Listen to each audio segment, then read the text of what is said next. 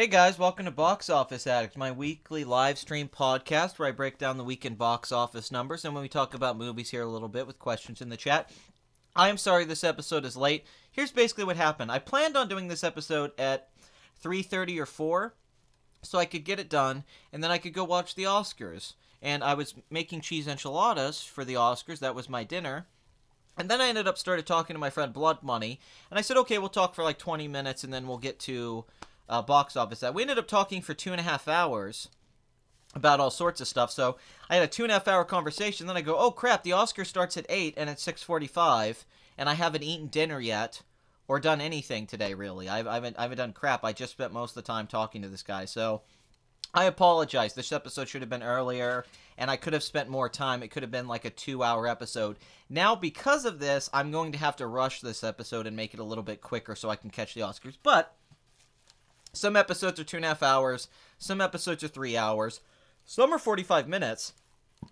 Excuse me. And some are like an hour or like, something. So I'm thinking this episode's going to be one of the 45 minutes to an hour one. So that's just how it is. Well, you're 45 minutes early. Well, different time zones, obviously. I live in Pennsylvania, so it's a little bit different. But yeah, blame Blood Money. We got to stop talking before I do things. I'm sorry if it's late for some of you guys. I do try to do this at times that are good for you all. I apologize. All right, I need your guys' help this week. Okay, because I'm not going to be able to spend a lot of time looking at the chat, and I apologize for that. I got to really get to the box office this week because, like I said, I literally have a plate of cheese enchiladas right beside me. You can just stream yourself watching the Oscars, mate. I could do a live stream of the Oscars. That's fair. I just like paying attention to them. I'd feel like I'd be watching and not talking, and there'd be a lot of silence that would bore you guys. Like I'm eating food right now. I'm putting rice and beans in my mouth. It's ridiculous. Anytime's good for me. Well, great. You're the kind of girl I wish I knew. All right. I know you're probably a dude. I shouldn't talk with food in my mouth. That's really terrible. Anyway, I need your guys' help this week. I am starting a podcast with Blood Money. And the premise of the podcast is that we are going to talk about a film that we have both seen but not discussed yet. And this film that we are going to talk about is Phantom Thread, because we have both seen it and we haven't had a conversation about it. So it should be very exciting. Here's the issue. Haven't been able to come up with a name for the podcast. We were going to call it the Beef Stew and making it, but there's names out there like that. So your guys' job this whole show is to try to come up with a name for my podcast. Now, out of the, yeah, dude, yeah, sorry about that. I mean, if I was gay, it'd be exciting. But basically, what you guys need to do is throughout this whole thing, try to give us a name for the podcast. Thank me for the conversation. Yeah, didn't we have a 15-hour long conversation the other night? We started talking at like 7, and then it was like 6 it was like the next morning. But I want you guys to all try to pitch a name for the show, and then Bathory and Blood Money are going to look at these names and then try to say, Bathory, it's your job too. Try to find the best name for me, and then I'm going to look at it later. It's the first time I've managed to catch a stream live. Well, welcome, my friend. Thank you for being here, Dark. I appreciate it. Thank you for being a subscriber. Anyway, I'm going to get to the box office. You guys try to come up with a name for me. And then at the end of the show, I'll see the names and all that. I think Blood Money will be able to write some of them down. And whatever one we think's best will be the name of the podcast. So people, as Tom Cruise once famously said when he read the speech that was written by Cameron Crowe after 9/11, it's Oscar night. So it's Oscar night. It's pretty awesome. It's great that it's my favorite. It's one of my favorite nights of the year. It's kind of my Super Bowl. Oh, excuse me, I keep burping. It's annoying when you have to do an audio thing and you have to burp. But anyway, we're gonna be talking about. I'll talk about the Oscars a little bit if you have any questions. Personally, I want three billboards to win. I think Shape of Water is going to win Best Director and a lot of stuff. I hope 3 Billboards wins. It's my favorite out of the films nominated.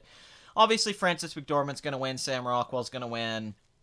I mean, it seems like Allison Janney's got a lock. But, yeah, please come up with a name for the podcast. It's me and Blood Money talking about films that we haven't seen yet together and we haven't talked. Dare I say, more than ever. Yeah, that's a great speech. That Tom Cruise speech is amazing. It said, do movies matter? Does this matter what we do, acting and all that? And then Tom Cruise says, dare I say, more than ever. Written by the great Cameron Crowe and delivered by Tom Cruise. Beautiful, beautiful opening monologue. One of the best openings to the Oscars there ever was. And it was the only time Woody Allen ever showed up to the Oscars was that year. He couldn't show up to win all those Oscars he won, but he showed up for the New York tribute. So, Box Office Addict, let's find a name for the podcast. And now, without further ado, let us get to the actual box office. Clean sweep for Black Panther. Oh, by the way, I apologize that my Black Panther review didn't come out this week. I know a lot of you guys are upset about that. Even one person said I unsubscribed due to this video, my Black Panther Relevant Masterpiece, and they said, hey, I unsubscribed to that. They said talk about the damn movie, even though I made that movie before. Yeah, lots of people just died, but dare I say, movies are better. That's amazing. You have a good point, Sean. Hey, it's not as bad as when George Clooney came up and credited Hollywood with like the civil rights movement and AIDS, and basically acted like Hollywood did everything for the last the end of the second half of the 20th century. When he goes up and gives that amazingly smug speech. So let's get into Box Office Addict. All right, welcome to the show. If you don't know the format of the show, we talk about the movies. I look at the chat a little bit, and then that's about it. If you guys like the box office, this is my own kind of take live, doing it on the spot, and that's about it. So, all right, let's go in.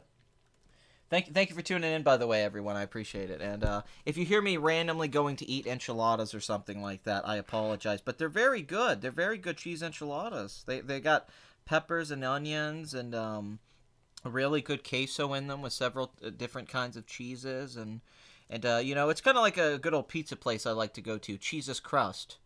That's a Christian Italian-owned restaurant where they make the pizzas like crosses. That's a movie reference. Which one is it? All right, so I'm just putting food in my mouth while I'm talking. Jesus Christ, I'm the worst host ever. Why didn't I do this earlier? This show's a disaster. I'm done. It's over. All right, that's it for this episode, guys. I'm going to play out the music. Bye. Sorry, no podcast name. Okay, so let's start with Star Wars The Last Jedi. Is it really the last one? No. $1,333,000,000. That seems pretty much wrapped up, so it's not even worth talking about. Let's check that foreign box office on Coco. That's still at the same place, so not worth talking about. Sorry. I'm just checking to see if there's any films updated a little bit. Let's see where Lady Bird's at, the Oscar films. Lady Bird's made $60 million worldwide. That's pretty good, actually. I think the film cost $10 million. And then let's see where The Maze Runner's at, which was the number one a few weeks ago. $279 million on a $62 million budget. That ain't bad, but it's not great either. But that could have been a bomb. I, Tonya, talked about this movie today. $28.9 million. Darkest Hour, starring Gary Oldman, who's going to win the Oscar tonight. First time. $138 million worldwide. The film was actually a hit. That was one of the bigger, shocking hits. Phantom Thread, which will be the film we talk about the first episode of the podcast, me and Blood Money, has made $38 million worldwide. I'm not quite sure what the budget of this film. I'm assuming it's 20-something million. It might even be 30 million. As Paul Thomas Anderson films are very expensive for how small scale they are. The Post, by Steven Spielberg, nominated for 6 Oscars, has a $50 million budget and has made $147 million worldwide, $80 million of that domestically. Excuse me. That's a very good. That's very good. What was that opening weekend? $19 million. That opening weekend I always thought would be a little bit better. I thought that opening weekend would be like, you know, like 28 million, 30 million, and the film would make 100 million. It doesn't seem like it's going to. 80 million for a Tom Hanks, Meryl Streep, Steven Spielberg movie, I don't think is great. I mean, it did a little bit better than Bridge of Spies domestically, but worldwide it hasn't really caught up with it, and it's certainly not doing the business Lincoln did. God, Lincoln was such a big hit. That's crazy when you actually look at how well Lincoln did. 182 million domestic. Holy crap. Like, that was just a very popular movie. But yeah, 147 million, $50 million budget. You got to include marketing in there. I don't know how much the marketing budget would be, but can't be that bad. I honestly doubt they spent that much money on the movie. Because what do you market? Oh, it's Steven Spielberg. It kind of sells itself with the name. But newspaper movies don't ever really do that well. Spotlight didn't do that great. The Paper, Ron Howard's film from the 90s, wasn't a big hit. I can't think of many newspaper films in the modern day that were big movies that became like a big commercial hit. But perhaps I'm remembering something wrong. All right. Let's go up to Call Me By Your Name, which didn't get many Oscar noms. I think it got 4. And if it was, in my opinion, it would win Best Song for Visions of Gideon, but that's not the one they nominated. They nominated Mystery of Love. 32 million worldwide. The budget is 3.5 million. This stars Armie Hammer and Timothy Chalamet and Michael Stuhlbarg. And yeah, honestly thought he was going to get a supporting actor nom, but Timothy Chalamet, if I had to say, I would actually give him the Oscar over Gary Oldman. I think he gives a terrific performance in this movie, but Gary Oldman's due, and that's how it works. And if you play Churchill, you're going to win an award. 3 Billboards Outside Ebbing, Missouri, which is maybe my favorite. It's my second favorite film of the year behind Good Time. Out of the films nominated, I want this to win. I think this deserves Best Picture Screenplay, although Get Out's probably going to win Screenplay, which is a crime. Jordan Peele does not deserve Best Script over this, which is the best American script. Not just one of the best screenplays of the last 5-6 years. This is like the Coen brothers or high-end Tarantino level stuff. Amazing movie. If you like Southern Gothic stuff, if you like Subversion, good Subversion, not Last Jedi Subversion. Incredible acting. Really one of the best films I've seen in a few years. I'm blown away by this movie. $12 million budget, $52 million domestic, $131 million worldwide. If there's anything that'll help this its Best Picture chances, beyond it winning at BAFTA and the Golden Globes and all that, because The Shape and Water and this are the two that are going to split the vote. Nobody really knows who's going to win Best Picture tonight. It's up in the air. You could probably bet a little bit more on Shape of Water just because it has the momentum with the Producers Guild. But don't count 3 Billboards out, which is a much better movie than Shape of Water, in my opinion. But still, looking at this, a big thing to help this is that this movie's a hit. Just like La La Land, even though Moonlight wasn't a hit, in the Hurt Locker. But this movie's doing very well with the $12 million budget, including marketing. There's no way this hasn't made a big profit, and this film's done so well internationally, which surprises me. It's really performed well at the foreign box office. So for Martin McDonagh and the cast, including Peter Dinklage and John Hawkes, are 2 actors I love, I'm very happy that this is a successful film, that it's an acclaimed film, and I hope that it wins tonight. It would be great. There hasn't been a film that I've liked win Best Picture in a while. I wasn't a fan of Moonlight. A lot of the movies that have been winning. So I like Birdman. I thought Birdman was good, but I would love to see this win. I would be elated if that happened. The Shape of Water from Guillermo del Toro, who's going to win Best Director tonight. It's a lock. Christopher Nolan has no chance, even though I think he deserves it over him. This is definitely winning Best Director. It's probably going to win Production Design and a bunch of score. Look for this to win 4 or 5 Oscars tonight, in my opinion. Anyway, $57 million domestic, $126 million worldwide. Now, Guillermo del Toro, not all of his movies are big hits. Some do okay, but, outside of, Blade 2 and Hellboy, because Pacific Rim cost $200 million, this is actually one of his most successful films. Pan's Labyrinth made $83 million on a $20 million budget, but this film has a $20 million budget and made $126 million worldwide, which is really impressive, and it's still got a long ways to go. It's not quite there with 3 Billboards, but it surpassed it domestically, and all it has to do is pass it worldwide, and then it'll be, it'll be a big hit. No doubt it's made a profit. This is a huge release for Fox Searchlight. They could win Best Picture tonight. This film could win Best Picture tonight. I wouldn't rule it out at all. And I don't love this movie. I don't think it's a terrible movie. I definitely don't think it's as great as people say it is, or that it's like Del Toro's best or up there with Pan's Labyrinth, but it's got good stuff in it. Including Michael Shannon. So, yeah, this film's done very well, and it should perform well tonight at the Oscars. So it's between it and 3 Billboards, and both of them are performing on par with each other financially. So it's a really tight race. The 1517 to Paris from Clint Eastwood. $50 million worldwide, $30 million budget. When you include marketing, I doubt that movie made a lot of money. Every Day, $1.5 million. That's made $5.2 million on a $4.9 million budget. Yeah, I don't think that movie was worth releasing. Really don't think it was if you're going to make that much money. All right, let's check the chat. Hey, Pat, could you talk a bit about the Shadow of the Colossus movie script I messaged you about Twitter? Yeah, I'll talk about it in a little bit. Thank you for bringing that up. Hold on, I'm going to look in the chat a little bit, see if you guys came up with anything. You could tell Fat Boy Del Toro is just a bit of a perv. Woodcock. Yeah, the name Woodcock. Oh, I got a super chat. I'm so sorry I missed that. Pat, best director for a Foreign-born man again. What? Best director for a foreign-born man again. You mean Guillermo del Toro? I still haven't seen Get Out. Hey, Pat, would you talk about... Oh, I already read the Shadow of the Colossus thing. I just watched The Florida Project, Pat. Have you seen it? Yes, and the ending is awful. It's one of the worst endings I've ever seen to a movie. I thought it was an okay movie before that. I think Tom Hanks' ship has sailed. I agree. He doesn't have the same pull he used to have. The Post had the biggest post-nom take at the domestic box office. Go figure. Oh, that's such a good point. Yeah.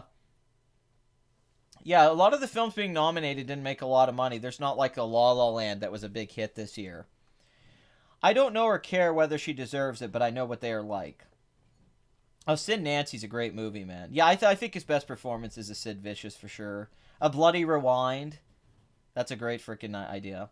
How about Cinema Unknown? It's really about family, and that's what's so great about it. Hollywood loves patting itself on the back, and much more. It also loves rubbing itself in the front. Hollywood is responsible for the civil rights movement. That's some level of woke. Yeah, enchiladas, chat. Everyone enjoy your enchiladas in this episode of Box Office Addict. That's what we need to do. All right, let me go back to the bottom here. Never really liked Tom Hanks in the first place. Really?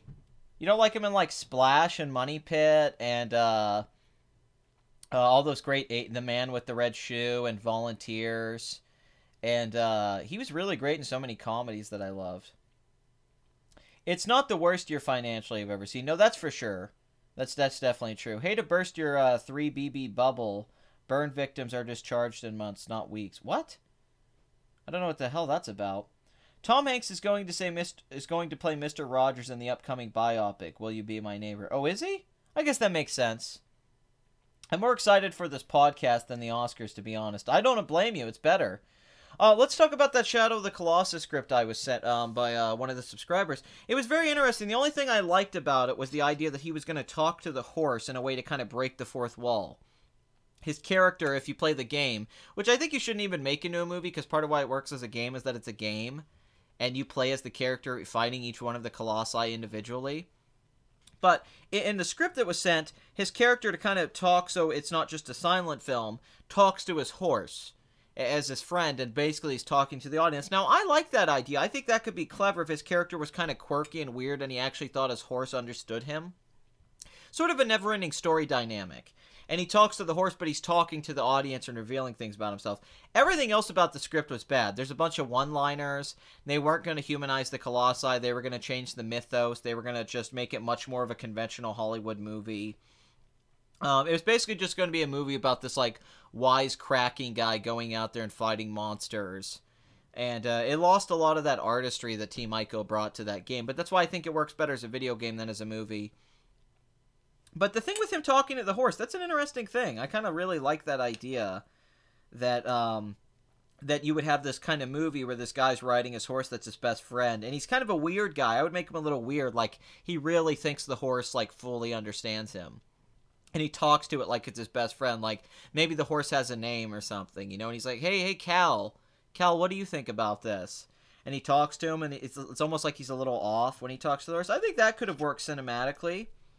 And it's a clever idea, but the rest of the script is like, Jesus Christ. They've been trying to make that movie for years, though. Josh Trank was attached to that at one point.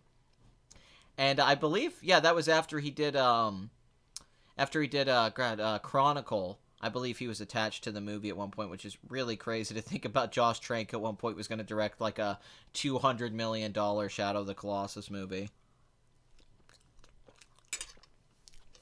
God damn, these enchiladas are good. Oh my god. I got these enchiladas from Blue Apron. Okay, soon we're gonna have one of our sponsors coming in.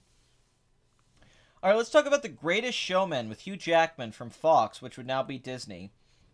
One of the best multipliers of 2017. $164 million domestic. $84 million production budget. $375 million worldwide. I don't know if this will quite reach $400 million. But I don't know if it needs to, because that domestic performance is amazing, and they are doing a Broadway adaptation of this, which I assume will be a hit that makes possibly several hundred millions of dollars, because Broadway shows can run for years and keep making money. So The final domestic total of this should reach 170. This might be able to pass Chicago, not adjusted for ticket price inflation, and become, I think the highest grossing musical, I believe, is Chicago at 170. It's going to have a hard time getting there. It seems like its run's wrapping up, but if they give it a little boost here, maybe. 50 Shades Freed from James Foley, the director of Glengarry Glen Ross. $55 million budget, $95 million domestic, $346 million worldwide. The previous film made $381 million worldwide, so this hasn't reached that, but honestly, the first film made $500 million, second film made $380, third film made $350. The budgets on these films was never that high, $55 million. Now, what was the budget on the first one? I think it was only $40 million. Why did I click Kim Basinger? She's not in the first movie. Jesus Christ. None of these people's names pop up on this thing. Jesus. All right, let's go back. Maybe if I click the damn producer. There it is, 50 Shades of Grey. That movie had a $40 million budget and had an $85 million opening weekend, which is crazy. That was a crazy weekend. Kingsman was the counter-marketing. It made $571 million worldwide. So that was a big hit. That was a huge profit film. And then the sequels, they didn't perform as well, obviously, because it's not as big of a book. It didn't have as, much hype around it. Plus, a lot of people just didn't like that first movie. So it didn't carry over. But compared to a lot of other trilogies that are based on books like this that don't do that well, I mean, remember, look how much The Hunger Games dropped from where it was to where it ended up, where the last film made less money than the first film. The 50 Shades franchise, on the other hand, it kind of found a nice little balance of where it's at. It's not too good or not too bad. Money, movies, rewind. In between the takes.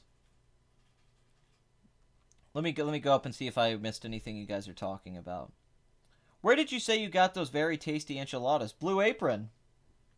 Are you sponsored by Blue Apron? I wish I was. I wish Blue Apron was giving me money. That would be amazing. Heck, yeah, sure, whatever. Blue Apron sponsors me. I've never used it, but let's do that. Name the new podcast Collider Sucks. So that would just be the Nerd Crew. I don't want to be the Nerd Crew. Who would you want to adapt The Shadow of the Colossus? Why would you even want to adapt it? I don't get it. Maybe visually, somebody thinks it would be like a $1 billion movie or something like that. That's my only guess. I do think Forrest Gump's very good. It's a very good movie. Fred Rogers was not a war vet. Okay. Dixon was discharged quickly to move along the story. What did you think of Shape of Water? I thought it was okay. I liked the first part of it. I really didn't like the second half of it very much. I think the third act's awful. Like, really, really bad. But I like the setup in the beginning. Have you heard that the movie reviewers are accusing the Death Wish remake of being NRA propaganda? Yes, I was just talking about this earlier. It's hilarious. You make a movie where a guy uses guns to kill people and actually goes after criminals, and then it's NRA propaganda. Although I hate Eli Roth, he's never made a movie I like, so I doubt I would like that movie very much, but I do love that stupid critic. So many of the critics are vitriolic about it. They're not just saying, oh, it's a bad movie. They're like, this movie is dangerous. It reminds me of the criticisms towards Sam Rockwell's character in 3 Billboards. It's completely unjustified. Jumanji, Welcome to the Jungle from Jake Kasdan, $4.5 million, $393 million domestically. This film will pass $400 million now, it is confirmed, which is crazy. $90 million budget, had a $36 million opening weekend. Whoops. Let me fix that. Great multiplier for this movie. The holds of this film have been amazing every week. None of the drops are, I mean, it's pretty much staying in the 20s. It hasn't had a drop above 30%. 32. Even these last recent drops, look at this. 20, 28, 20. Last weekend it made $5.6 million. This weekend 4.5. This film's not only not done yet, it has a long run ahead of it. Like, it's still going to be out for several weeks. It will make $400 million domestically. It might even pass Wonder Woman. It's not quite there yet, but this is so much more impressive to me domestically than Wonder Woman. Just because it's a frickin' Jumanji movie and like a Rock Kevin Hart vehicle. $928 million worldwide. This film is right under $1 billion. I mean, this film's about $70 million from being to $1 billion. That's crazy. This is Sony's second most successful film behind Skyfall, but Skyfall, a lot of that money went to the Broccoli family and Eon and all that. This is all Sony. I'm sure there was a lot of back end for the actors, like The Rock and Jack Black and that, but... Excuse me. God, I don't know why the heck I keep going... I'm burping so much. But 928 million, that's crazy. You know, I put this in my top 3 most impressive box office performances of 2017, and honestly, I think it might be edging its way into number 2 with how well it's doing. It will hit $1 billion. It could. It could. Yeah, that's the thing. Eli Roth films are just clunky. Yeah, I definitely agree with you. I think they're very clunky. While I haven't seen Shape of Water, I wonder if Universal should have rebooted its monsters movies by having Del Toro remake A Creature from the Black Lagoon. Well, he was going to do a Frankenstein movie from one point, but that didn't really happen.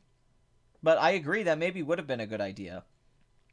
I think the next Justice League movie is going to be about Batman, Superman, and Wonder Woman getting sucked into a video game.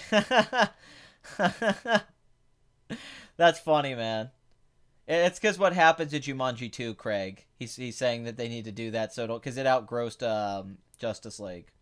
Just came from the theater. Game night was pretty funny. I've heard good things about game night. I've heard a lot of good things. I guess Less Jedi is stuck between a rock and a hard place. Oh my god. You're punishing me with your puns. But I am the Punisher, and the one I punish the most is myself. That's a good one, my friend. I hope Blood Money or Bathory are writing down these podcast names for me. Because if you're not, I don't got crap. Anyone with a podcast name, just put in quotation marks. I'm writing them all down, even the joke names. Okay, so Blood Money is taking the names. Okay, good. Take the list. Blood Money, I feel like we're in Schindler's List, and you're Ben Kingsley, and I'm Oscar Schindler, and you have the paper, and we're taking down the... I'm saying, all right, take this person's name down for the list. Take this name down for the list. We must consider this name. Oh, well, what about this name? No, he's too old. Please help me. All right, we'll take that name too. We need the names. It's the name that matters, and then Blood Money can give me a ring. One who makes a podcast for himself makes a podcast for the world entire. That's really what matters here. If I can make one podcast for all. Yeah, I'm writing them. I'll put them in the comments. Thank you, Bathory. Thank you very much, my my dear moderator, my sidekick, my Ed McMahon, if you will. It's weird to think of Bathory as the Ed McMahon of Box Office Podcast. Hey, Pat, apparently JJ had an outline for Star Wars 8, but RJ threw it away. Yeah, he did. I know, it's hilarious. That just makes him even more of a tool. It's much better. Well, yeah, of course Jumanji's better than The Last Jedi. Last Jedi sucks. Jedi Council. Yeah, we should just start a show called Jedi Council. Well, they can't do anything. They can't sue us for that. I don't give a crap. Yeah, I am up for the idea of like screen junkies. We call ourselves like screen a-holes or something like that. This list is life, yes. This podcast list is life entirely. Blood Money, this list is everything. There's blood on this list, my friend. The Blood Money, your name is Blood Money because there's so much blood in the money. Oh, man. God, these enchiladas are good. I swear to God, people, if you all could just come over and I could give you all these cheese enchiladas, if I could serve you all, just like you all serve me as my minions, I would give you all of the cheese enchiladas you want. And we would watch the Oscars together as Jimmy Kimmel tries to be funny. Screen Cucks? Holy crap, Screen Cucks is a great name. Kudos to you, sir. Hey, did you guys like my video this week, White Knight Abrams? I apologize once again for not doing my Black Panther review. It's coming. And I'm coming. But I hope you guys liked it. I really liked the title, White Knight Abrams, and I wanted to give you guys a little treat this week. I had a rough week. I really did. I'm moving with my girlfriend. I'm having a lot of family drama. There's just a lot at my house. There's a lot of stress. I've had high anxiety. The main reason I haven't been doing as many videos this whole month, like the whole month of February and now March, I've been doing nothing. And, please make more videos with Kylo look-alike. Oh, we already shot episode 2 of the Kylo show. It is done. We just haven't dubbed it yet. We have shot it. It's been edited. Here's kind of how we do the Kylo show. I write a script, and then we go out and we shoot it, and then we have to go dub the audio of the stuff we shot. We have to ADR everything. Because you got to make it sound like a helmet. It was very nice to see you bash Jar Jar Abrams. Yeah, it's a pretty fun video. I'm glad you guys liked it. I just want to know you guys like it. I do it for you guys. I mean, this is a hobby for me, so I want you guys to be entertained. Are you not entertained? Oh my god, these cheese enchiladas. I should open up a little fucking, like, roach, whatever it's called, the roach things, the things where they have food, you know, like a sandwich thing. I should open up a little traveling restaurant where I just serve cheese enchiladas and travel the country. It'll be like that Jon Favreau movie, Chef. I could be the Jon Favreau. I mean, damn, in that movie he gets with Scarlett Johansson, which is, you know, completely realistic. Jimmy Kimmel and the Oscars are a perfect match, truly, for the right levels of cringe. Kathleen Kennedy seems almost like a parody of a feminist being put in charge of a film franchise rather than a real person. That's a good point. I'll take that. Oh, man. Cheese enchiladas for life. I swear to God. I'm slowly becoming Mexican. This is starting to feel like an enchilada ad. Okay, folks. And it's going to be one soon. See, what you guys don't know is secretly I own a franchise of enchilada places of Mexican restaurants, and I want you guys to go to them, so I'm subtly trying to brainwash you before the Oscars. And hopefully it's working. Hopefully you're all getting very hungry just hearing me eat on a microphone. Because there's nothing more appealing than hearing someone eat on a microphone. You're just making me hangry. Hangry. Hanger's a real thing. We're like Enchilada Addict. Hey guys, welcome to Enchilada Addict. This is where we spend Sundays where I eat enchiladas and don't focus on the box office. Thank you very much. Ooh, cheese enchiladas, yes. It's very specific. They have to be cheese. My wife's a doctor. She's a doctor. Okay, folks, she's a doctor. All right? If you didn't know, she's a doctor and she likes cheese enchiladas. And the idea that you would think because I'm Jewish that I wouldn't like cheese enchiladas is really racist of you and bigoted. It's really messed up that you think that Jewish people can't enjoy enchiladas, okay? I don't believe in your cultural appropriation bullcrap, all right? It's stupid. It's bullshit. Okay, folks? All right, gang? What about Patcast? Patcast's pretty good. Now you want some cheese enchiladas. It's working. It's working, yes. My scheme is finally paying off. 10 years of cooking enchiladas, and finally, $4 of super chat money. Yes. All right. God, this is going to be the worst episode of this show. There's no way this isn't the worst episode. It's already officially the worst episode just by what it is. I'm eating during the show. I'm complaining about doing the show. I literally explained to you guys that I wasted time just talking, not doing the show, because I'm such a lazy a-hole. I just wasted time for no reason. And I'm pressuring you guys with the fact I have to leave for the Oscars. This is a disaster. You guys should all just leave right now except Bathory because she has nothing better to do. But the rest of you should just get the hell out of here. You can't have enchiladas with meat and cheese. It's not kosher. Oh, damn it. You got me there. Thank God for Uber Eats. I'm hangry too. The hangering too. The next Star Wars film should Lando and use time travel. It should Lando? Damn it, man. I'm supposed to go to bed soon, and now I won't sleep because you're making me hungry. Yes, Bathory, yes. Let the anger fuel you. Yes, only your hunger will let you destroy me. Then you gotta call it the lost episode. Oh, thank you for liking the video. If only I could boast about having a Victoria's Secret model as my wife. Yeah, no, I know. Wouldn't that be much more interesting if Ben Shapiro's like, my wife, she's a model, folks, alright? She's a model. She's hotter than your wife. He never talks about how good-looking his wife is. It's always that she's a doctor. It's almost like he married her for money or something, and there's something about his genetics that make him inclined to think about financial things when he marries someone. I don't know what it is about Ben Shapiro that would make him so concerned with money. Something about his last name? Something's off here. I can't quite put it together. Any chance the Oscars will snub 3 billboards in favor of a film that doesn't deserve it? Yes, there's a high chance of that. Very much so. Very high chance of that. It's almost like Ben Shapiro is similar to some other kind of people. Something like a Steven Spielberg or something like that. I'm not really quite sure. People who dominate Hollywood. There's something about him that really just screams greed. What William Show? Greed. There's something there I mean, get old Lando and used to... Oh, man, I would love if Billy D came back. Yeah, where the hell is Lando? Did he die? Did he just go off and retire on some farm? Did he just say, hey, guys, I'm getting out of here. I ain't dealing with this shit. Like, where the fuck is Lando? Lando's been around forever. Like, what, did he just not care about Han and them anymore? Like, did Leia and Lando have some affair? Like, what's going on? You're doing the Jewish bit now? He's a Muslim, that's what it is. Ben Shapiro's a Muslim. Yes. God. I forgot. That's what it was. He was a Muslim. Thank you. Thank you.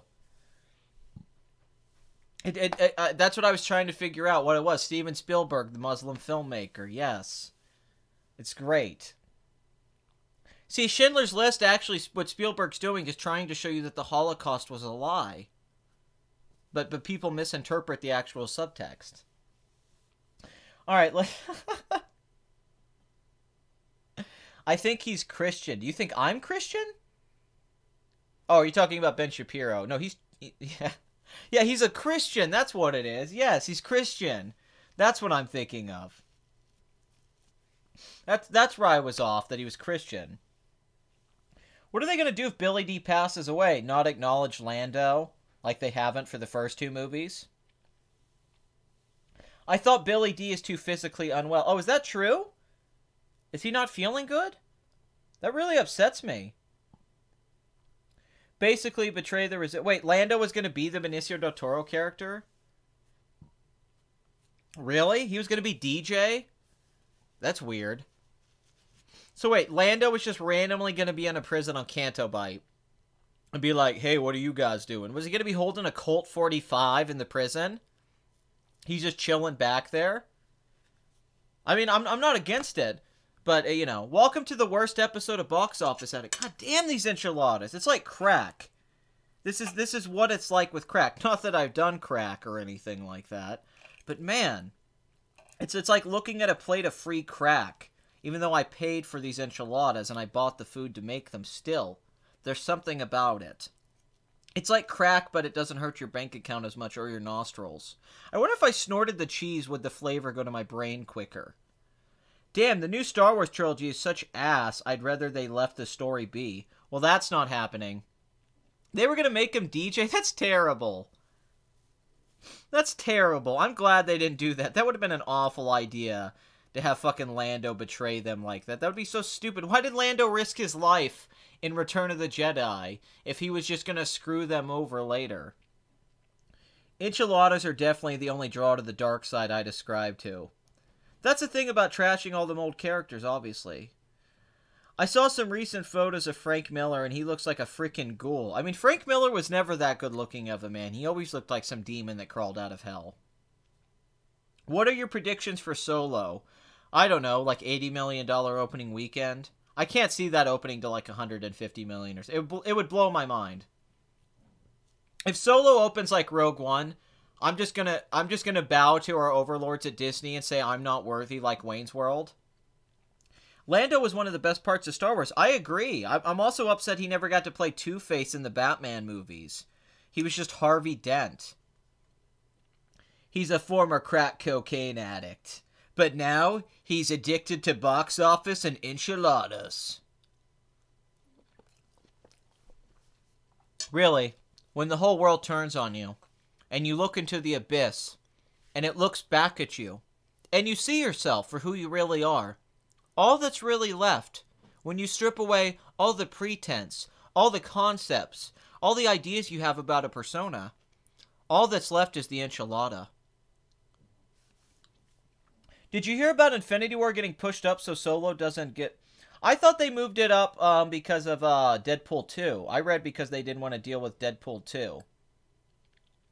Because Deadpool 2 is going to be a huge, huge hit. I mean, Deadpool 2 could open to like $180 million.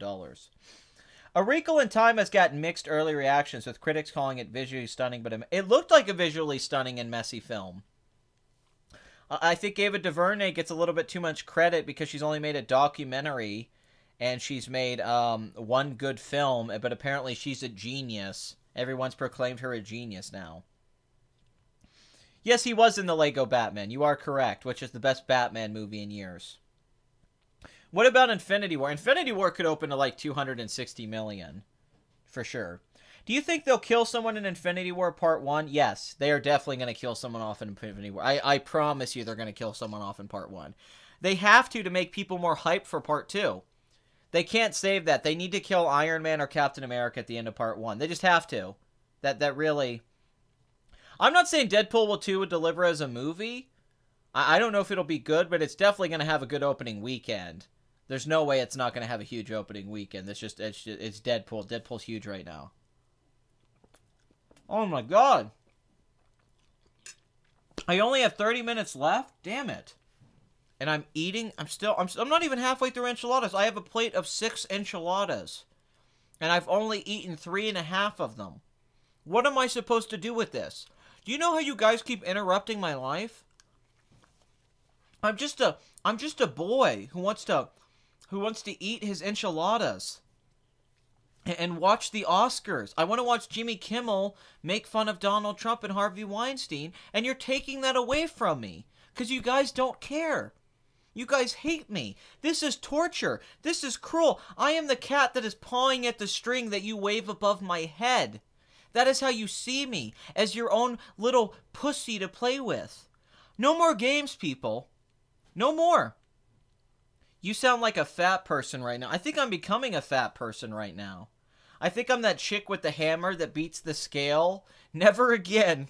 Never again will this define me. I'm gonna beat the scale, and I won't be fat anymore.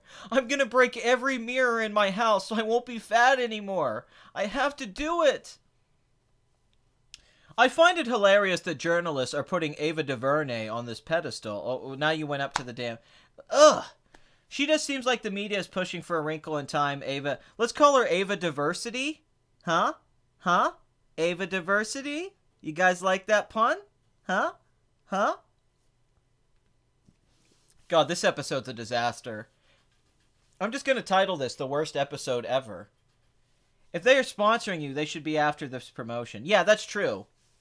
That's true. The enchilada companies out there. You know, Big Enchilada. There's the big enchilada companies out there that are, you know, I gotta get a little piece of this. They cut the middleman out, you know. They make all the profits with their cheese enchiladas, and then I'm stuck here doing YouTube videos eating their product. I can eat the product, but I can never get the benefits of the product's success. That's bullshit, man. The podcast name, #diversity? And yet she'll never get her own Star Wars movie. Yeah, she was considered for the Force Awakens, and apparently she actually helped J.J. Abrams on the movie. I've always read that she helped him edit the movie and put the movie together, which isn't a good thing, because that movie sucks. So it's like, man, what did she do? Imagine the backlash if they kill off Black Panther. Oh, they're not doing that. They're not going to kill... They're going to make several Black Panther movies. Best Kubrick film is The Moon Landing. You troll. You troll. We all know the best Kubrick film's The Kennedy Assassination. Get it right. All right, Annihilation from Alex Garland, which is on Netflix in America in a couple weeks. It's not on Netflix in the States. Yes, it's made $20 million domestic on a $40 million budget. $11 million opening weekend. Not doing that great. Kind of a bomb. Not a total bomb, because it still has Netflix to make money off of. So they're probably going to make their money back on this investment. But Alex Garland, this is a follow-up to Ex Machina, which is a film I thought was terrific. Was actually one of my favorite films of 2015. This was a really disappointing sophomore slump. I think this is one of his worst screenplays. This script is basically the third act to 28 Days Later and Sunshine, but the whole movie. Instead of it having two great first acts, two acts that are great, and then a bad third act, the entirety of Annihilation is just the bad third acts of his other films. But Natalie Portman, it's a Netflix film. There wasn't a big marketing push. Of course, there was the controversy with Paramount. So it's not as much of a disaster as it could be. And the 49% drop isn't bad. Peter Rabbit, starring James Corden, the lesbian from Britain. $50 million budget, $84 million domestic, $101 million worldwide. That was a 101 million worldwide. Yes, I don't know why that's weird to me to say. I have too much enchilada in my mouth, I think. 25 million opening weekend. This isn't doing that bad. I mean, it's not like a big hit or anything like that. This isn't like a blockbuster or something like that. But it's not a bomb. It might make 100 million. Actually, it should make 100 million because it made, what, 10 million this weekend? So 100 million should be a lock. Game Night, which I'm actually hearing really good things about. And oddly enough, this is directed by John Francis Daley. If you don't know who he is, he's the kid from Freaks and Geeks that was the little brother. And he actually wrote Spider-Man Homecoming. This is his directing debut, I believe. $37 million budget, $17 million opening weekend, $33 million domestic, $49 million worldwide. Not doing that great. Had a pretty decent opening weekend, but that 37% drop, while not bad, it doesn't seem like this film's going to turn into some surprise hit. Hopefully it can reach like 50, 60 million. That would be nice for this movie. Wouldn't it, people? Wouldn't you like to see that movie make some money? James Corden, the British lesbian. Shapiro's wife is hot in an ethnic, exotic kind of way. Yeah, in that specific kind of way. The UK is relieved he's gone. And hope we keep him. Well, we're not keeping him. We're going to send him back. I saw a clip of A Wrinkle in Time on YouTube. It had some of the most horrendous editing and camera work I've seen in a film, along with over-reliance. Well, it's a very hard book to adapt. Pat, can I send you some of my short films? Yes, you can. Yes, you can. Well, I'm seeing a lot of Please Ride. Will Enchiladas make an appearance on the Kylo Show? Yes. Yes, we will. Yes, you will see them. The Kylo Show 2 is already filmed. It is filmed and it's coming out. We just haven't dubbed it yet. We've been having a hard time dubbing it. It's got a lot more moving pieces to it than the first episode did. And it's a parody of a very famous 80s film, but I won't spoil what film we're doing a parody of. Hot and intelligent. Shapiro is one jammy bastard. You're right. You're absolutely right. Alright, now let's get to Death Wish, which is the NRA propaganda commercial film or whatever from the great Eli Roth. Now, what's weird is this film was actually written by Joe Carnahan. Now, I know his film got changed. He was going to direct this film and had it at the studio and they wouldn't make it. Isn't that what happened? There was a lot of controversy with this, that he was going to do a remake. And I don't think they kept a script. I think they changed a lot of it. But he was the one that was good. Which actually makes sense. I'm a big fan of his film, The Grey. I hate Smoking Aces. That's a terrible movie. And Pride and Glory. Narc's okay. The stuff with Ray Liotta. But The Grey's a really good movie. And I guess he was trying to make a Death Wish like... I think he was even going to have it take place in the 70s. I'm not sure. So they credited him as the writer. But I'm sure they did a lot of rewrites. The producers did. I don't remember the whole story. If Wrinkle in Time bombs, is Ava DuVernay going to blame racism and Trump? I don't think so. I don't think they'll do that. I don't think Disney's going to let them do that if it bombs. I mean, she might do that, but I don't know if it would hold any validity, because Black Panther is like the biggest movie ever, and they're praising it for that, so why would it not work for Wrinkle in Time? Opinion on Venom. One of the worst villains in comic books, overrated. It's an overrated drawing by the overrated Todd McFarlane, who I did meet as a kid and gave me an action figure. Very nice man. Terrible writer, though. Very overrated artist. I know, spaghetti webbing. And the trailer looks like dog crap. The thing about the NRA is that they aren't even among the biggest lobbyist organizations in the U.S. at all. I know. No, they're way exaggerated how much pull they actually have as lobbyists. But yeah, Joe Carnahan, I think this was a big controversial thing that he got let go. They brought in Eli Roth, who of course is famous for the Hostel films, and Cabin Fever, and Knock Knock, which sucked. The Green Inferno, which I thought sucked. I don't like any... Cabin Fever's the best thing he made, and I'm mixed on that movie. But... Death Wish, man, I kind of want to see this just because critics are being so, like, negative. And the stuff they're saying about it, like, yeah, he's racist and he shoots people. And I'm like, that sounds awesome. I mean, don't get me wrong. You'll never be able to top Jeff Goldblum raping someone's wife and then this guy going on a rampage. You'll never be able to top that. But having Bruce Willis go out and kill people is a pretty good follow-up. That's pretty good. $13 million opening weekend. Really, that's not bad considering the controversy and the lack of a marketing campaign. That's true. Black Panther was made by a black man. I did see the HBO trailer to Fahrenheit 451. I think it looks really good. I love the idea of Michael Shannon in it playing the like captain guy. I think that's genius casting. But has Michael Shannon never not been amazing in something? Isn't he just like the best?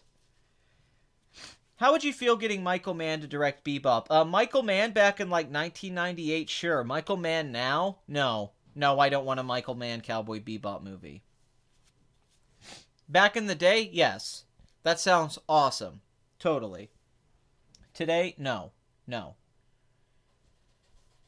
Oh. Will you drink my salty tears, my boy? Just one more for the road, Dad? Just a cup of salty tears? Do you think that Rian Johnson put the salt in Star Wars, The Last Jedi, to make, because he knew we were all going to be so salty about the movie? Do you think there was some deeper text there with the trolling? You know that theory that the whole movie's a troll? Maybe it's like, oh, it's salt. The guy saying salt, and it's like, oh, the fans are bitching. Oh, it's salt. Oh, I don't care, I'm Rian Johnson. Do you think critics tend to overpraise Guillermo del Toro in his films? Yes, especially his American, like, comic book movies. The Hellboy films and all that are very overrated. Dude, watch Death Wish. It's effing awesome. Just watch Bruce go on a rampage, and he gets saved by a cosmic bowling ball. Wait, what? He gets saved by a cosmic bowling ball? Well, you sold me on that alone. Michael Shannon was hilarious in Young Frankenstein. Oh my god. That's amazing. Thoughts on Tangerine Dream? The best thing ever? That's like asking me what are my thoughts on New Order. It's the best thing ever? It's all the salt from the distilled tears of the fans. That's how it felt. What female director would you hire to make a Star Wars movie? Julie, what's her last name? She did The Lion King on Broadway. Julie Taymor, I think, would be an interesting choice to... Although she should honestly do a Thor movie. Is Kathleen Kennedy the most overrated producer ever? Yes. Yes, she is, because she actually had no influence and input like she gets praised for that great era of Spielberg and Frank Marshall. So yes, Kathleen Kennedy's a very overrated producer. It's completely legit to shoot people in the face who are in fact robbing or hurting people. Yes, it's why we all love Taxi Driver. Travis Bickle unloads in that crap. Have I seen Sorcerer? Don't insult me. Yes, I live Sorcerer. I bleed Sorcerer. I love William freaking Sorcerer. And yes, I've heard the score. Yes, of course. Sorcerer's freaking amazing.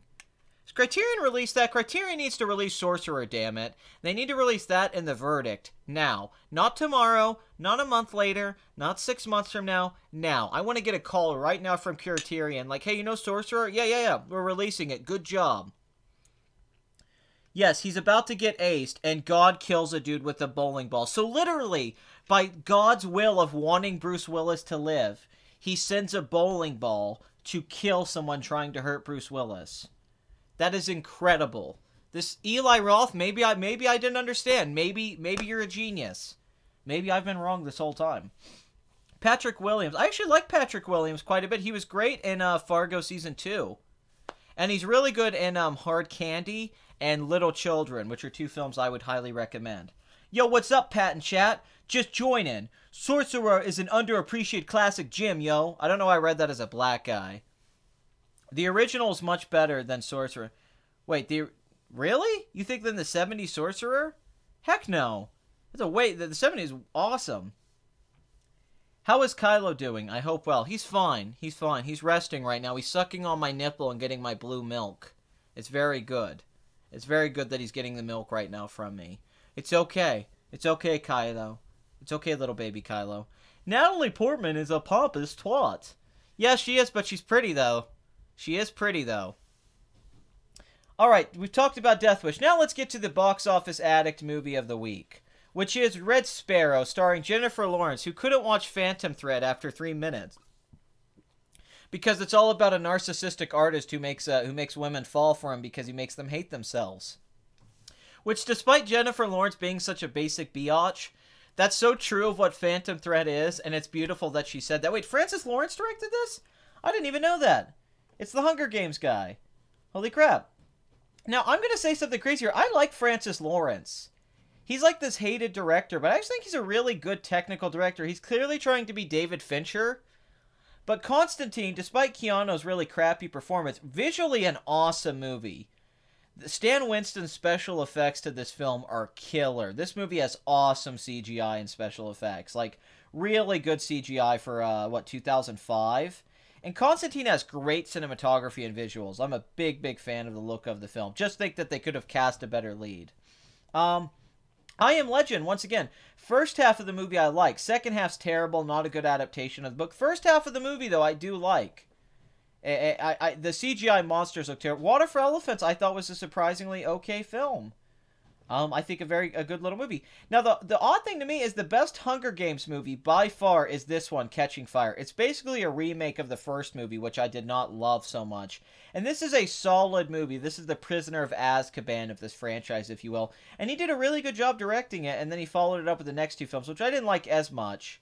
But I do like Catching Fire. I genuinely think Catching Fire is a very good movie, which I know a lot of you are going to hate. Oh, yeah, no. Hellblazer's a great comic, definitely. No question. Hellblazer's an amazing comic. And the movie doesn't really capture. But I still think it's kind of an underrated movie. There's good stuff. He's a director I like, though. He's kind of got that David... He's like Zack Snyder, but less hacky. He didn't go down like that 300 route. It's like if Zack Snyder would have stayed on the Dawn of the Dead.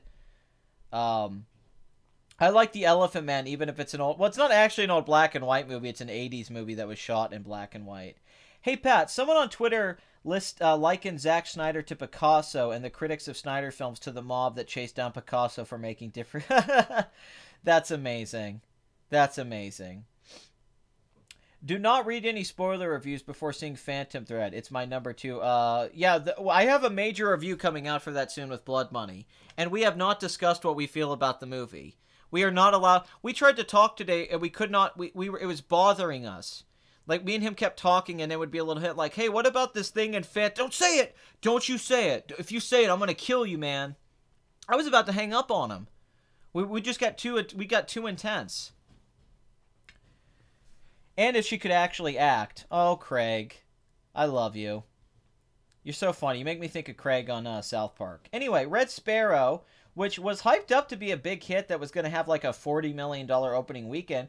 I think this just proves that Jennifer Lawrence's star power has really dwindled, especially after the fappening. I mean, let's look at her box office recently. X-Men Apocalypse didn't do that great. Did okay. Passengers didn't do that great. It made money, it made worldwide, but domestically just made $100 million. It cost $110 million. Mother was a bomb. With Darren Aronofsky, $30 million budget, $44 million worldwide. Then you have Red Sparrow. Oh, and Joy. Joy's opening weekend was $17 million. $60 million budget, not including marketing. So really, she hasn't been in a hit movie in a while. A lot of these films, excluding like Hunger Games, post that, like Joy, like she seems to have lost a lot of her star power from a few years ago when like when Silver Linings Playbook, Catching Fire, American Hustle, this era, Days of Future Past, she was a movie star. Like, she was blowing up at this point. And then, here we are in the later half, and yeah, she just seems to be kind of... you can say, her films are still making money, but this is a movie that cost $70 million. It's got Francis Lawrence, who worked with her on the Hunger Games movies, and he's kind of a Hollywood name. It's got a writer from he wrote that crappy film Revolutionary Road, which is a horrible adaptation of the book. Awesome. But yeah, this isn't a good opening weekend. For a $70 million film, this should have opened like Scarlett Johansson's Lucy, with like $43 million, directed by Luc Besson. This should have opened like John Wick or something or like that, but this is like a mediocre opening weekend. It's probably more of like a 15 or 16 million opening weekend when actuals come in. So for that budget, I don't see it touching it domestically. There's mixed reviews on this film where they say it's visually nice with good action scenes, but not a very good movie overall. It's got some names in it too: Joel Edgerton, Jeremy Irons, Mary Louise Parker, a lot of people I like. Music's composed by James Newton Howard. All really good stuff, but yeah, $17 million opening weekend. Not that great. This is the movie of the week only because it's the only really major new release that's worth noting outside of, Black Panther that's been dominating the box office and continues to do so. So, $43 million worldwide, $69 million budget. We'll have to see what the worldwide total is to come to a final conclusion on the profits of that film. But until then, it's time to move on. Let's check some other movies real quick. Pitch Perfect 3. That's pretty much done. I'm looking for Paddington 2, but I guess its run is over, which is upsetting because Paddington 2 is like a 10. All right, let's get to the number 1 of the week, people. Before I get there, let me read some comments here real quick. Lucy was kind of cool. Was Red Sparrow more innovative than Lucy? No, no. Lucy has much better visuals. Luc Besson's a very interesting director. Moviegoers are repelled by J-Law. Yeah, I do think that she has lost a lot of her appeal. I think her personality comes across bad. I think there's just a lot of that. I think she loses. Yeah, it was filmed blue balls. That's really what it was like. She just, I hate to say this, I think the nudity hurt her. Part of the appeal was her sex appeal and seeing her body, and then once everyone saw her naked, it kind of killed some of the illusion. Oh my god. These cheese enchiladas. Oh my god. We need Red Sparrow to redeem Red Sparrow. It does look like Atomic Blonde. You're not wrong. Oh. Alright. Before we get to the #1 movie of the week, let's hear from our sponsors at Blue Apron. Presenting our Blue Apron sponsorship is Ben Shapiro, a close friend of mine. Ben, do you want to come in and talk about Blue Apron? Okay, folks. Alright. Okay, folks. Alright, Blue Apron. Blue Apron's great. They send you the food. It's awesome. It's already made. You don't have to go out and get a meal. You don't have to, cook. Because, cooking takes a long time. My wife, who's a doctor, she's very busy, and she doesn't have time to make me dinner. We were first married. We made dinner together all the time, and it was real nice, folks. Okay, gang? But, when you're busy, I'm busy with Daily Wire. I'm busy because I'm making a lot of money now, and I'm popular because people know I'm good. I took over for Milo. Milo's gone. Milo's dead. It's me. Okay, folks? And my wife, who's a doctor, is very busy. And because she's so busy, folks, we don't have time to make food together. So we get this food from Blue Apron, which only costs a very small, minor price of $300 a month. $300 a month, folks. $300 a month. That's good stuff, gang. Okay, gang? And the idea that you think you could save money if you just went to the store and bought your own groceries and didn't get the box sent to you from Blue Apron is pretty ridiculous. It shows that you have no concept of economic leverage. Okay, folks? It's a class thing, too. It makes you better to have Blue Apron. When you have Blue Apron, folks, it really shows that you think ahead and that you can make enough money to pay for other people to have food pre-made for you, that you don't even have to cook it. It's the benefit of having it made, but also having really good food, folks. Okay, gang? Now, this week with Blue Apron, we're going to be talking about their cheese enchilada dish. They send you the enchiladas. Everything's already done. They give you instructions on how to make the enchiladas, folks. Now, being Jewish, gang, I've never made enchiladas, folks. It was really interesting. And the idea that you think that I wouldn't know how to make enchiladas because I'm Jewish is really messed up, but you'd probably be right. So my wife's a doctor, and she's never made enchiladas either. So we looked at the instructions, gang, and we found out how to make enchiladas, and it was really awesome. So now I'm eating these cheese enchiladas that I got from Blue Apron. And they're the best cheese enchiladas I've ever had, folks. And gang, I got to tell you, that if there's anything that's great about products like this, it shows you how cultural appropriation and cultures being mixed, especially in Western civilization, where we take the best things from cultures and cut out all the bad, is really great, gang, because then you get delicious things like this, like enchiladas, or like the taco. The taco's really great, guys. Okay? Okay, folks? All right, gang? And here's the thing about it. People don't seem to understand this. In a socialist society, all right, with communism, all right, where everything's the same and everyone's equal, it's pretty ridiculous. It's because of inequality that these enchiladas are so good, all right? It's because of Mexican free labor that I can afford my Blue Apron, all right? All of my staff is Mexican. All of them are illegal immigrants. I don't pay them anything. It's amazing, gang. I'd highly recommend it. Anyway, these cheese enchiladas from Blue Apron are the most delicious thing I've ever had. They come with peppers and onions and different meats, and you can choose 3 different forms and different kinds of cheeses, folks. They give you different types of cheese, folks. It's pretty crazy. Now, my wife, who's a doctor, she talked to me about this, that she gets food at the cafeteria all the time, gang. And she's like, all right, listen, we're at the cafeteria, and she's like, they just have the same food everywhere. It's like meatloaf, it's like chicken, it's like turkey, it's pizza. And she brought up to them, she goes, why don't you have more Mexican food, all right? Like, do you have something against Mexican food at a hospital? Is there some rule that a cafeteria can't have Mexican food? I just want a burrito. I just want a taco, gang, all right? So she complained about this, and then, I went, and I said, honey, listen, we have Blue Apron. We're fine, okay? And that's the comfort that you get with Blue Apron. So I couldn't recommend it more. I also want to talk to you guys about these mattresses that I'm on, but that's for next week. So I'm going to give the mic back to Pat, okay, gang? Because I got to go back and I got to go fight the culture war, all right? And I'm going to go watch the terrible Oscars with Jimmy Kimmel, who's not funny. Jimmy Kimmel's not funny at all. And the idea that anyone thinks that Jimmy Kimmel's funny is really ridiculous. I'd be a better host of the Oscars. I should host the Oscars. I could actually write a funny joke. So I'm going to have to sit through the dreadful Oscars and talk about them on my podcast tomorrow. But that's what I do for you, gang. That's what I go through, because I'm Ben Shapiro, and that's how I do this. All right, gang, that's it for this. Blue Apron, enchiladas, that's it. Thank you, Ben. Thank you. Thank you for the sponsor of the week. These are good enchiladas, Ben. You're very right. It's so weird that they don't serve these at your wife's hospital. That's really rude. You know, she seems like an important doctor, and you think they would do more. I know, it's crazy. It's crazy, right? It is. It is. And the idea that they think that you wouldn't like them is really stupid. You know, everyone likes cheese enchiladas. Although there's multiple kinds of enchiladas. That's the question. That's the question of the chat. What's your favorite type of enchilada? Let me know. Let me know, damn it. Wow, you must watch a lot of Ben Shapiro. No, we're friends. I don't watch a lot of Ben Shapiro. We're friends. He came over here to talk and Blue Apron. Don't get it confused. We're just really, really good friends. We get along great. It's like old times. Ben sounds more castrated than usual. I don't think he could sound more castrated than Ben Shapiro. Maybe it's because I haven't watched Stephen Colbert at all before, but does Stephen Colbert seem almost like a cartoon character? Yes. Yes, he does. Oh my god. Alright, so, let's get to the #1 movie of the week. I'd like to give a round of applause for Ben Shapiro for coming in and talking about Blue Apron. Only $300 a month for your Blue Apron. It's really great, people. It's really an affordable thing. I mean, that's not that much money when you add it up. I mean, really, you spend more than that on groceries. It's okay. It's okay. Isn't it awkward when Ben Shapiro talks about how much he likes Batman v Superman? I know. It's terrible. I like Batman v Superman, gang. Okay, folks? Alright, Zack Snyder. He made a really interesting movie.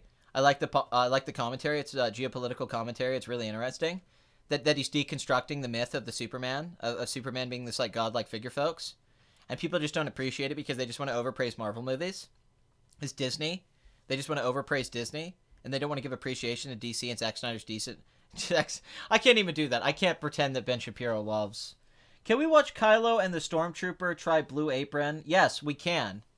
I'm just exaggerating. Blue Apron is very expensive, though. He's always shilling for Blue Apron. And then you go look up Blue Apron, and it's like $50 to get a Blue Apron box. Like, it's expensive as hell.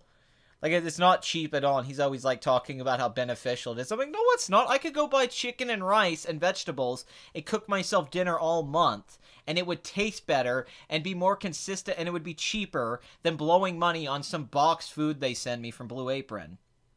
Like, screw you, Ben. How dare you? Can you at least just do your podcast? The thing about him doing this, he does it the same one every week. If he changed it up, he says the same thing every week.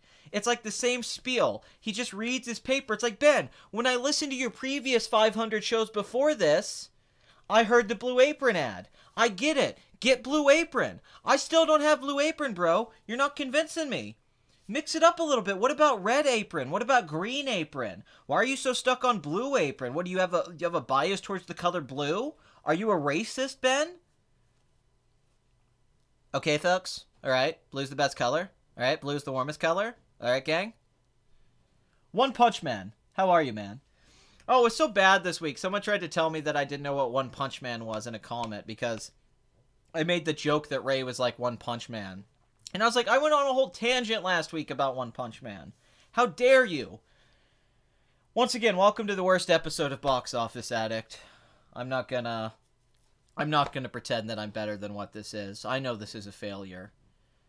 I can't help feeling sorry for him. Yeah, why does he even have to plug stuff? His wife's a doctor.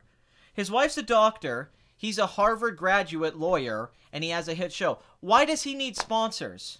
Why the hell does he need sponsors? Why can't he just do his show? Does Ben actually need to advertise something? How much does Blue Apron pay him? Do they just give him free Blue Apron? Does they're like, hey, we'll send you Blue Apron if you advertise it for 2 minutes at the beginning of all of your... He always tricks you, too. He's a cock tease. He starts the show like, okay, we have a lot of things to talk about this week. We have a lot of big things to talk about this week, folks. But before we do that, let's get to our sponsor. And then he goes on about that sponsor. You're like, no, I want to hear about the big news. Tell me what you think about the shooting, Ben. I want to know what you think about the dead children. All right, folks. All right, get Blue Apron. No, the kids, Ben. The dead kids. All right, they send you the food in a box. Please, dead children. Trump. Mattresses, folks. More. Oh, Ben. 5 minutes left. Oh, my God. Here comes a rush job. I love it. I'm going to do this as fast as I have sex. We are all failures, Pat. Did you seriously just ask why a Jew needed more money? Oh, crap. You made a good... Yeah, but does he need the monetization blood money? Stop making excuses for him. How dare you? How dare you? It's almost like there's something about Ben Shapiro where he doesn't want to put up his own money for stuff and he needs other people to pay for it because he doesn't want to ever put his own money up as a way to not lose any. It's almost like he has something about him specifically that's culturally very common. I don't know what it is. I guess I'll figure it out. Maybe he's Irish or something? Greg Sestero came to my local art house cinema. Holy crap, I would love to meet Greg Sestero. Because the wife wants him to pull his weight in food as a heft portion. That's a good point. Okay, I bring the blue apron. All right. You know, you say you bring home the bacon. I bring home the blue apron. That's right. And the bacon's in the box. Okay, folks. There's almost something about Ben where he never wants to put his own money up. He has to take monies from others. It's almost like he probably really likes the interest. I have this odd feeling Ben really likes interest or something like that. I don't know why. That he likes the idea that if you don't pay him money, you owe him more money from not paying him money. I wonder what that is. It's a very odd thing about Ben. I'm not quite sure what it is. I've never turned down money. I'm sure you haven't. Facts don't care about your feelings, okay, facts?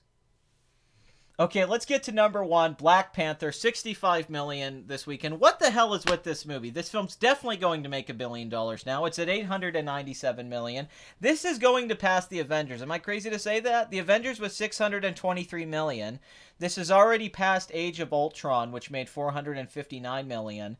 And it only has to make another $120 million to pass the first Avengers. I don't see how it can't do it. Next weekend should be 40-something million, at least 30-something. That'll put it at 530, but with the weekday it should be at 550. And then after that, let's say 20 million, 570, and then let's say like 15 or 13.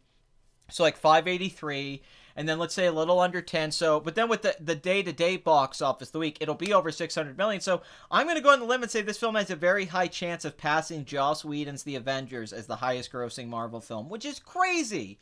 It's absolutely bonkers. And then $396 million foreign, $897 million worldwide, not doing as well internationally as it is domestically, a little under $400 million at the foreign box office, but that domestic total, $501 million, crazy. It's about to pass Beauty and the Beast at the domestic box office. It should pass Star Wars The Last Jedi if it can get above that. But this is Disney, so who cares? They make the money off all of it. So Disney's consistently releasing movies that make over $500 million at the domestic box office and worldwide. This is huge for Ryan Coogler. This is huge for the cast. This is a gigantic success for Kevin Feige, who's been developing this for a decade, the whole Marvel Cinematic Universe. Right time, right release date. Everything about it was hype. I think this is a very mediocre movie, but I cannot criticize the marketing machine behind this. This was great marketing. This was great making it controversial. It almost feels like they manipulated all social media and things to make this hype where it became a controversial film that you had to go see. And they made all the people who felt like virtuous, like, oh, I have to go see this film to not be racist. Genius idea. It's like when Michael Moore released Fahrenheit 9/11, and all of the conservative news outlets talked bad about it, and that only helped that movie's box office. And I'm not a big Michael Moore fan, but that was a great marketing play. Like, it was genius how they handled that movie. Genius release date, genius trailers with Run the Jewels in it. Welcome to the Spotlight. Oh, it's Step into the Spotlight. By the way, lack of a rap soundtrack in the film. I don't know what to say about this. This film's a mind-blowing financial performance. Last week's second weekend was $111 million, which is insane.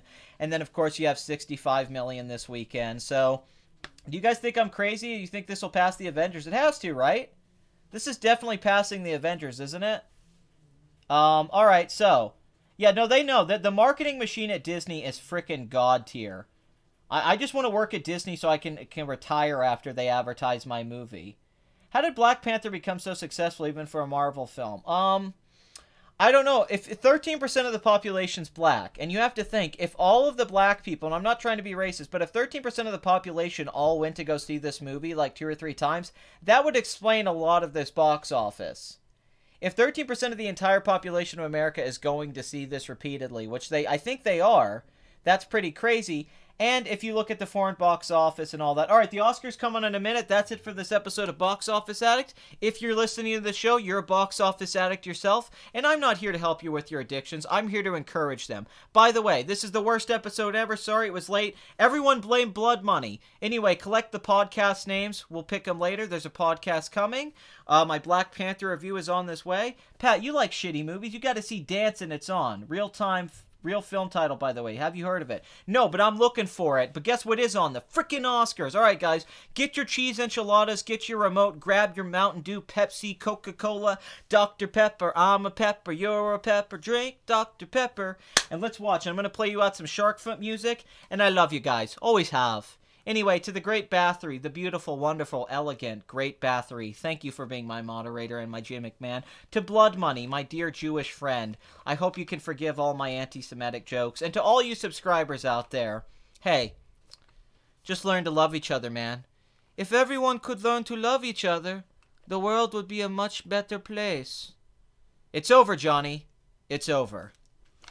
It's over, Johnny. It's over. Ciao. I'm going to end every episode, it's over, Johnny, it's over. That's the new outro now. That makes sense. All right, I'm going to go eat more cheese enchiladas and rice and beans. Okay, folks?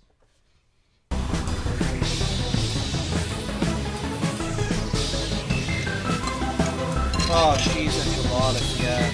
Oh. Oh. Oh, I hate myself so much right now. Oh. Fat pig. Fat pig. Oh. Shove it down your throat. Take it. Take it. Oh. Oh. Oh, it's so cheesy. So cheesy. Oh. I'm gonna lick the plate. There we go. Oh. Oh my god. Oh. Oh, look, it's Jimmy Kimmel. Oh.